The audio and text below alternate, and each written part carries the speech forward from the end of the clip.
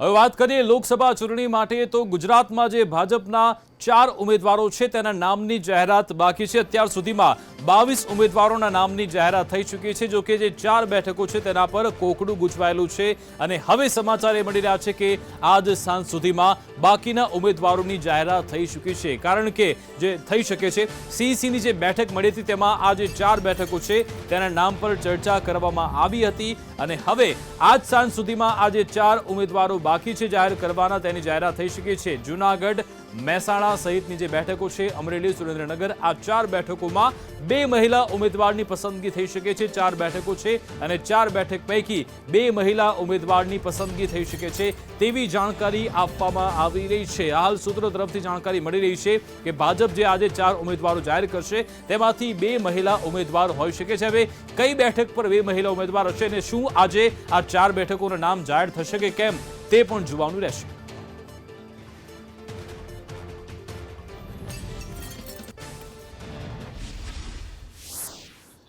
તો આજ સાંજ સુધીમાં જ આ જે ઉમેદવારો છે તેના નામની જાહેરાત થવાની શક્યતા છે। કશ્યપ જોશી અમારી સાથે લાઈવ જોડાઈ ગયા છે। કશ્યપ, કેટલી શક્યતા છે આજે સાંજ સુધીમાં ઉમેદવારોના નામ જાહેર થાય અને સાથે સાથે કયા નામ રહેશે, કયા મહિલા ઉમેદવાર રહેશે, કઈ બેઠક પર?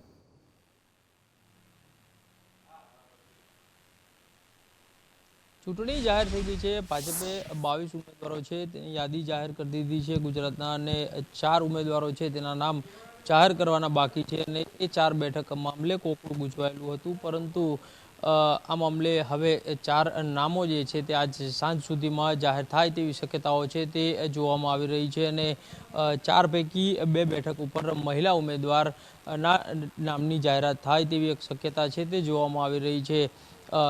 અમરેલી, મહેસાણા કે અમરેલી બેઠક છે લેવા પાટીદાર પ્રભાવિત બેઠક છે, જ્યારે મહેસાણા છે તેમાં ભાજપ કડવા પાટીદાર સમાજમાંથી ઉમેદવારની પસંદગી કરતું હોય છે, જ્યારે સુરેન્દ્રનગર અને જૂનાગઢ બેઠક છે તેમાં કોળી ઉમેદવારને ચૂંટણી મેદાનમાં ભાજપ ઉતારતું હોય છે। જ્યારે આ 4 પૈકી 2 બેઠકો એવી છે કે જેમાં જો મહિલાને ચૂંટણી મેદાનમાં ઉતારવામાં આવે તો ભાજપને વધારે સરળતા રહે।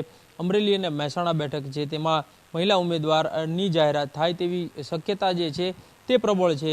આ 4 પૈકી 2 બેઠકો જે છે તેમાં મહિલા ઉમેદવારને ઉતારવામાં આવી શકે છે, કારણ કે ગત વખતે ભાજપે 6 મહિલા ઉમેદવારને ચૂંટણી મેદાનમાં ઉતારી હતી। આમ તો ભાજપ જે છે તે કોઈપણ સમયે આ ઉમેદવારના સમીકરણો છે તે બદલી દેતું હોય છે, પરંતુ જે રીતે ભાજપ અત્યારે મહિલાલક્ષી મુદ્દાઓ સાથે પ્રચાર કરી રહ્યું છે અને તેને જોતા એ વાત કહી શકાય કે આ વખતે પણ 6 મહિલા ઉમેદવાર સાથે ભાજપ ચૂંટણી મેદાનમાં ઉતરે, એટલે કે આજે 4 બેઠકો ના ઉમેદવારના નામ જાહેર થવાના બાકી છે તેમાં 2 મહિલા હોઈ શકે છે, જ્યારે અન્ય 2 બેઠકો છે તેમાં કોળી અથવા તો ક્ષત્રિય સમાજમાંથી પણ કોઈ ઉમેદવારની પસંદગી ભાજપ કરી શકે છે। જી બિલકુલ, આભાર કશ્યપ તમામ જાણકારી આપવા બદલ। હવે કયા ઉમેદવારો જાહેર થાય છે, શું સાંજ સુધીમાં આજે ભાજપ ઉમેદવારો જાહેર કરશે કે કેમ તે પણ જોવાનું રહેશે।